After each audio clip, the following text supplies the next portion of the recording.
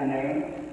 My name is Torrens, and I am running on the Democratic ticket for Florida Attorney General. And I must admit that I'm not a member of the Federalist Society.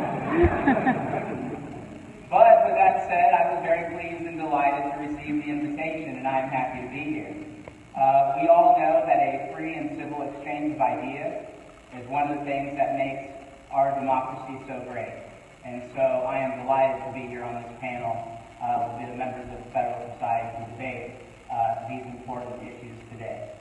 I'm a consumer protection attorney based out of Tampa, and what I do is I fight for people in foreclosure. I fight for their rights, and I sue banks, debt collectors, and mortgage servicers when they violate our consumers' rights. The reason that I'm running for Attorney General is because I feel very strongly that for too long, big corporations and special interests in this country and in this state have ruled the day. I feel that it has been far too long since our consumers, regardless of political persuasion, have had a champion in their Attorney General's office. I want to be their champion. I've been traveling this state for the last 7 months in this campaign, and what I have heard all the way from North Florida to South Florida is that people are tired of partisan politics, they're sick and tired of labels, they're tired of pandering.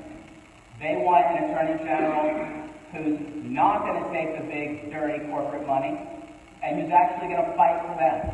They're tired of the labels. And when I'm your Attorney General, I'm going to be their champion. I'm proud to report that I am not accepting money from big pharma. I'm not accepting money from big banks, big insurance companies, because when I'm the Attorney General, I'm going to fight for our consumers.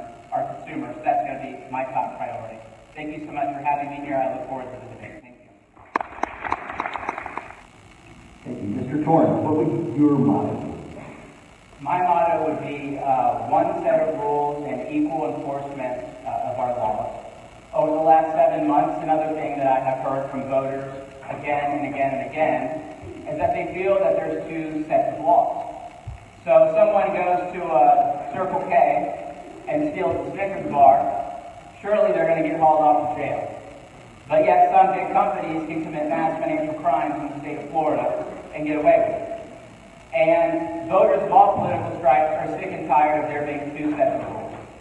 And so when I'm the Attorney General, my motto will be, from now going forward, we're going to follow one set of rules. No matter if it's a sex trafficker who's threatening our children, who should be locked up, or if it's a big corporation who's violating our people's rights. If they're going to come into Florida and work with our consumers, they're going to follow our laws. So my motto would be, we're finally going to equally enforce our laws in the state. So, Mr. Torrens, let's just say it's the day after Election Day, and you won. Knowing that he needs Florida to be reelected, the president gives you a call, not just a speech. And the president asks you, Mr. Torrens, is there anyone who you think would make a great U.S. Supreme Court justice? What is that kind of personality? You guys are going to love that response. I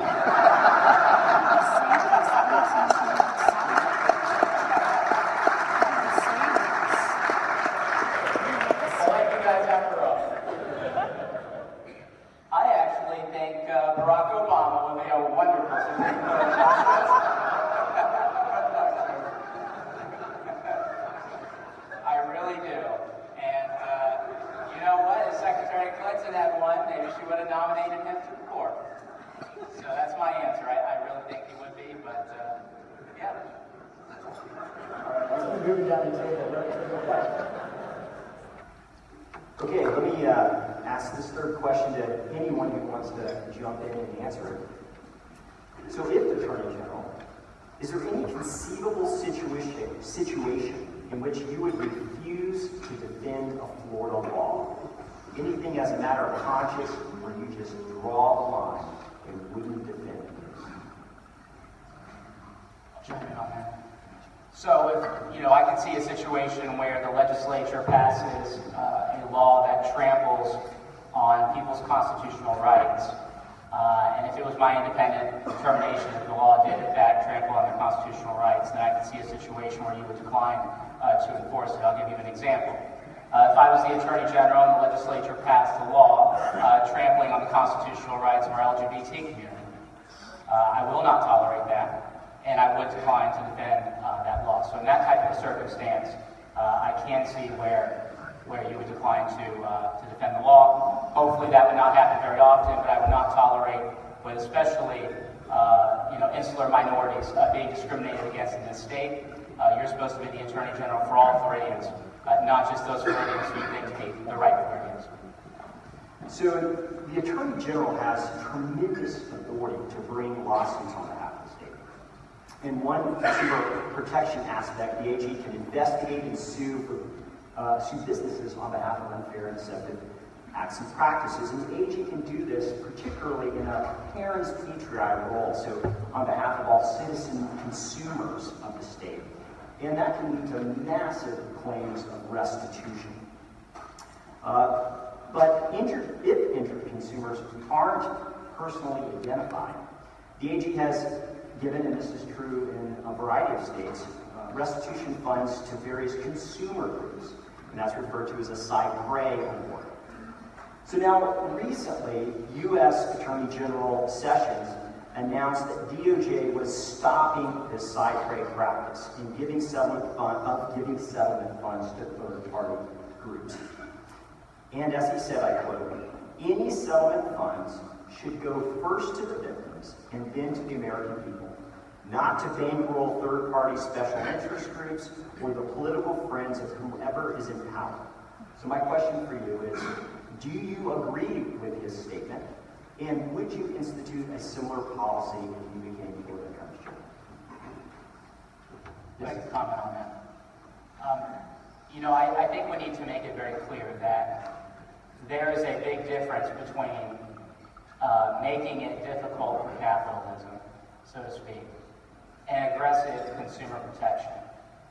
And I think a lot of times when we look at other attorneys general around the state and other states who are aggressively protecting our consumers, who are aggressively bringing enforcement actions that need to be brought to protect their people, that they are somehow anti-capitalist. In those states, we don't see situations with massive job losses because of that. We don't see economic downturn because of that.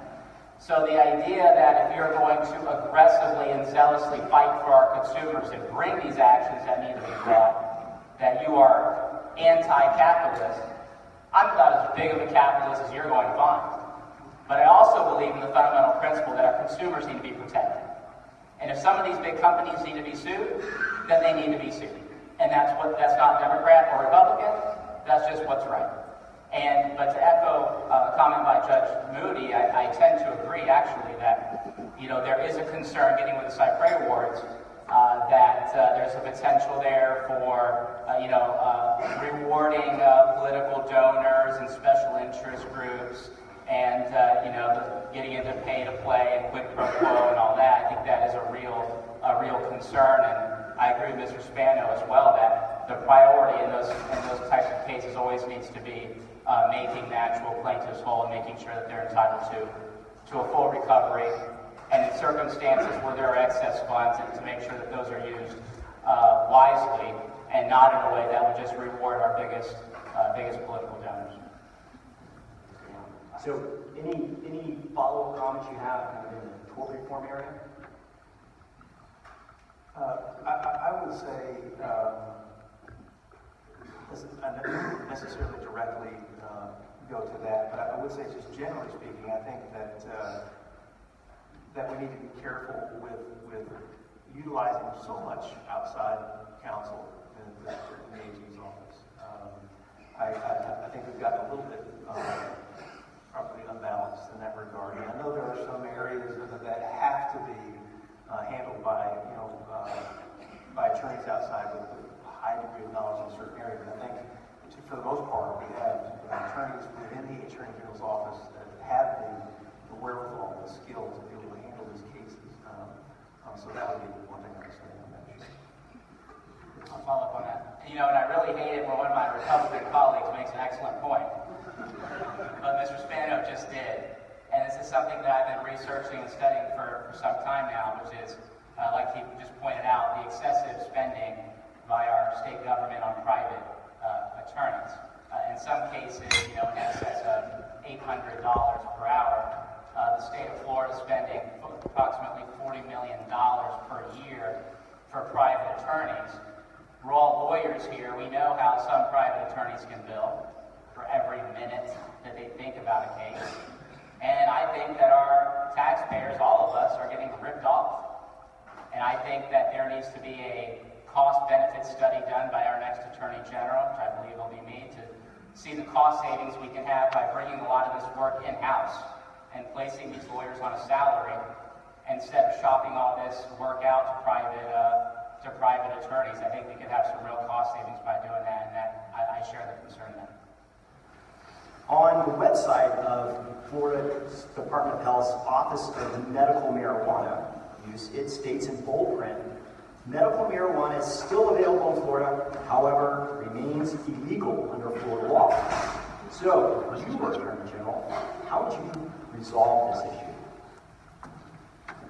On this issue, look, the people of Florida have spoken, and their vote should count, and it should be properly implemented and enforced.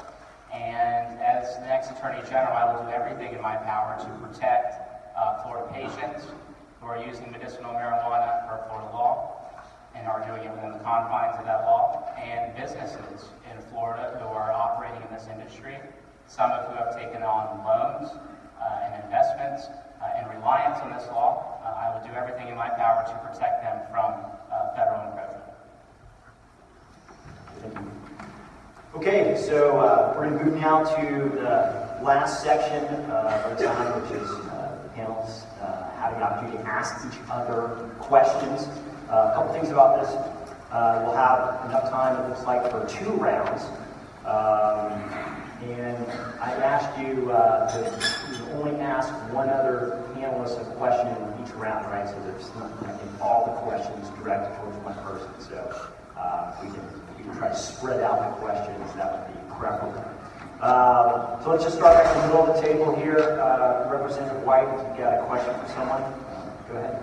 Representative Ham, if you have a question. Well, let's see.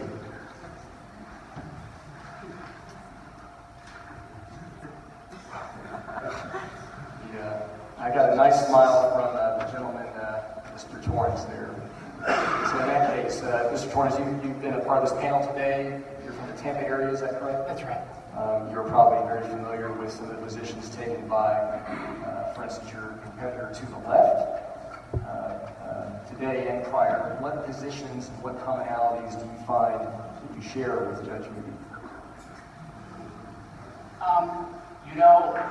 What I've said before, and I'll say it again, it's a great question, but look, I'm here running as my own man. I have my own ideas, I have my own proposals. I know there's debate and discussion in this Republican primary about who the real conservative is and that type of thing, but I'm here running on the Democratic slate with my own proposals, and so I don't know if I have anything in common with Judge Bondi or not. But I'm just proud to be here running on the Democratic ticket with my own ideas and my own proposals and running as my own man. So I'll just stand by that.